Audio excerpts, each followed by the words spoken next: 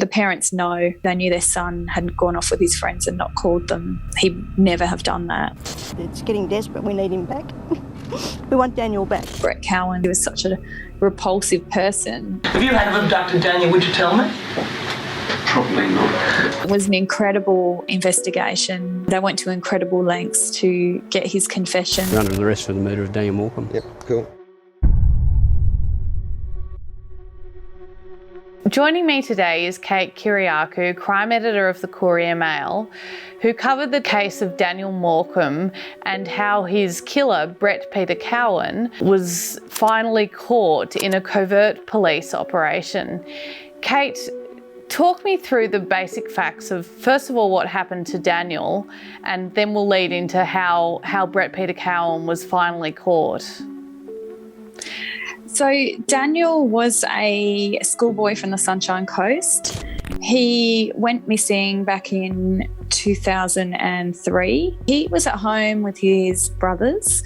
His parents, they had gone to a work Christmas party and the boys were meant to go with them, but they had been doing some passion fruit picking at a neighbour's house. So while Bruce and Denise were away, Daniel decided to catch the bus to a local shopping centre, which he'd done by himself before quite a few times, and he didn't come back. We both want Daniel home.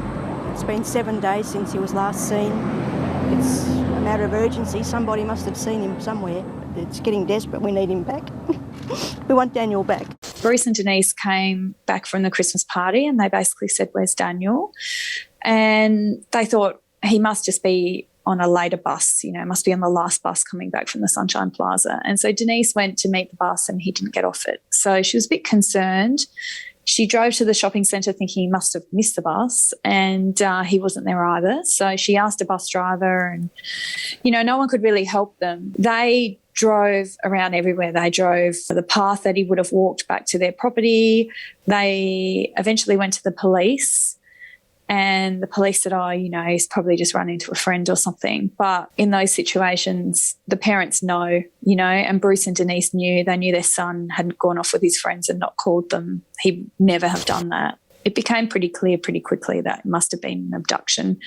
He'd been seen at the bus stop. There'd been a breakdown. He was waiting a while. The bus was really late. The bus that came to sort of do those pickups had been told to go express to the plaza for a certain point. So I actually drove past Daniel. There was a bus behind him that was 90 seconds behind him. So he radioed to that bus and said, "There's a kid and a man standing at the bus stop. Can you pick them up?" And so 90 seconds later, when that bus pulled in at that stop, there was nobody there. It took a predator 90 seconds to convince a really responsible, smart kid to get into the car with him. And I think that's the horror of the situation, and that's why Bruce and Denise have dedicated their entire lives to explaining, the dangers of the world to every other kid in the country. No, my body belongs to me. It took, a really long time, years for Brett Peter Cowan to be charged and convicted, and yet he was a suspect from quite early on, wasn't he? He was. So one of the first things police did, and it's something they do in many cases like this, not that these cases happen very often, but it's a pretty standard thing, is that they look at known child sex offenders in the area and they go and visit them one by one and they ask them where they were. And so a couple of detectives, Dennis Martin and Ken King, found themselves knocking on Brett Cowan's door 2 weeks into the investigation. He was on their list. And both of these guys were CPIU detectives, child protection detectives. So this was their bread and butter. And, I've spoken to Dennis quite a few times about knocking on the door. And he said to me, there were little windmills and stuff like that, little trinkets all around the front yard of Brett's house. And he said, if no one had told him, he would have known what kind of person lived in that house. He said it's pretty common that a pedophile will put little things in their front yard to attract children. They asked Brett where he'd been. And this is one of the most important moments in that whole investigation, in that Brett Cowan did what he always does. He fesses up to something that he thinks they already know. or he can't get out of, and then lies about everything else. So he does that with everything. And in this case, they said, where were you at this time? And he said, I went to my boss's house to borrow a mulcher and I drove along this road at this time. And the reason why he admitted to that, they would find out later, was because he thought he'd been caught on the traffic cameras and that's why they were there. He had a very tight alibi when you looked at it, but really he had put himself driving past the bus stop where Daniel was waiting at the exact same time that he would have been there. Throughout the whole investigation of all the persons of interest they looked at, they couldn't put anyone else so conclusively at the scene as they did with Brett Cowan 2 weeks into that investigation.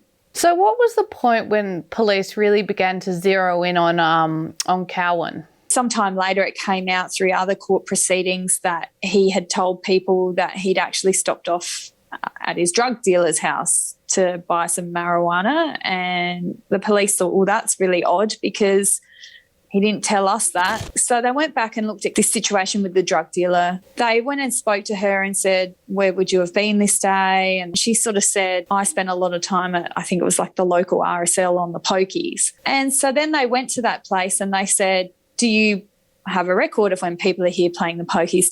Do you have like a membership card? Do people scan in, that sort of thing? And they were able to determine that the drug dealer was at the RSL playing the pokies when Brett said that he was sitting in her lounge room having a cup of tea and buying some marijuana from her. So they disproved that alibi, which gave them a window where he could have abducted Daniel. If you had abducted Daniel, would you tell me?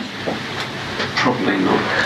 All right. No worries. We'll terminate the interview at 4:09. At the end of the inquest, Brett got on a plane and flew back to Perth where he was living, and unbeknownst to him, there was a covert police officer sitting next to him on the plane. I was lucky enough to do an interview with that covert officer under some very strict conditions, and he said that he actually ended up with like a sore leg and quite a sore body from that 5 hours because he was so repulsed by Brett. He was sort of simultaneously leaning away from him while also trying to sort of lean in and be friendly, and he said just his body was having this fight with itself because he was such a repulsive person. The covert operative had a cover story that he was moving to Perth to sort of start fresh and that he needed help to buy sort of like an old car because they knew Brett liked to tinker around with cars. And then from there it morphed into this covert scenario that was developed in Canada called the Mr. Big sting. It's been used all around Australia. It's been used a lot in Canada, and it was successfully used in this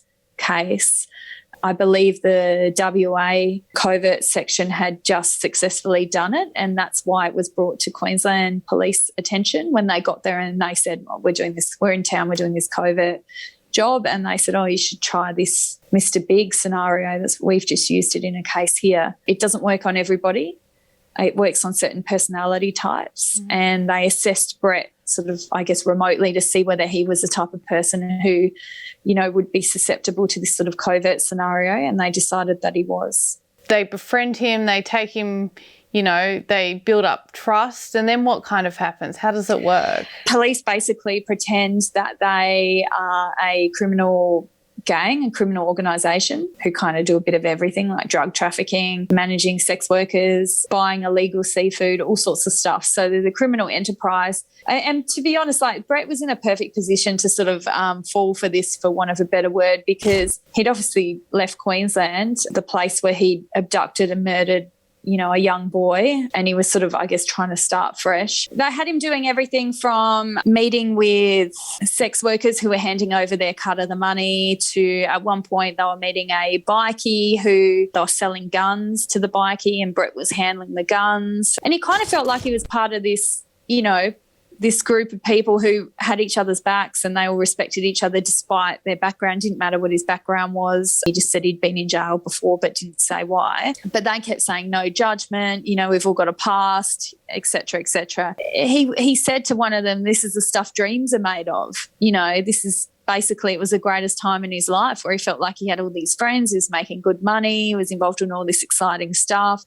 You know, it was just... he was so far gone, and, you know, they drummed in that this group, this organisation had quite a hierarchy, and he'd met various people from that hierarchy, and then they said, we've got this big job coming up. That's why you've been at the airport. Everyone's going to get $100,000 cut. We want to bring you in, but the big boss basically needs to talk to you. He background checks everybody to make sure that, you know, we're not going to get any sort of unwanted attention from the police. And so basically what the big boss said, Mr. Big, he said, I've got some information about you. I understand you're a suspect in the abduction of a 13-year-old boy some years ago back in Queensland. I need you to tell me about that, because if this comes back on you, then it's going to come back on us. And he said, no, I didn't do it, you know. And he said, well, that's not good enough because we're told that you did. So I don't care if you did. It's got nothing to do with me. No judgment. We've all got a past, et cetera, those lines again. But if there's any evidence that's going to link you to anything here, we need to go and clean it up. Otherwise, we're not keeping you around. And so that was the ultimatum that they gave him. You either tell us or you're out. And so he said, yep, okay, I did it. You built up a good relationship with some of the boys, and they speak very highly of you. Yeah, I appreciate that. So what do I need to fix? Yeah, okay. No, yeah, I did. He drew them a map as to where he'd left Daniel's body. He went through in detail about how he'd convinced him to get into the car, about where he'd driven him, about what he'd done. And I think it's really important to put, you know, on the record here too, that almost nobody believes the scenario that he came up with as to how Daniel had died. Again, he admits to what he has to admit to, and then he makes the rest up. So he said, I went to molest him. He tried to run away. I grabbed him in a headlock and pulled back and accidentally killed him. He panicked and I panicked and grabbed him around the throat, and before I knew he was dead. So that's the version of events he gave. Bruce Morcombe, in his victim impact statement, said, if that's the case, then why did you take off his clothes and why was his belt pulled out of his pants? They were able to recover Daniel's clothing, even though so many years had passed, from a creek in the area of where his body was found. So they knew that his clothes had been removed and that his belt had been taken out of his pants. So that's basically how they got him. It was an incredible investigation. They went to incredible lengths to get his confession, and then they were able to back it up with actual physical evidence from the scene where he took them. Stay where you are. Stay where you are. Police. No, you just can arrest me. All right, you're under arrest for the murder of Daniel Morcombe. Yep, cool. I think the most important thing that came out of it, other than the fact that we've got a predator off the streets and hopefully he's never released, Bruce and Denise got to bury their son. And I always like to sort of, I guess, hammer the efforts that all those covert officers went to, because no one knows what they do, because that's the nature of their job. And they go and they do horrible, horrible things, but such important work like this, and they can never get the credit for it. So even though we can't know who they are, I think I always like to try and, you know, think about the work that they did. And I know Bruce and Denise think about the work that they did all the time. Oh, absolutely. Yeah, it's an incredible story of, you know, police commitment to justice and going to any lengths to achieve it. Kate Kyriacou, thank you so much for joining me and for sharing the story of Daniel Morcombe and how Brett Peter Cowan was brought to justice.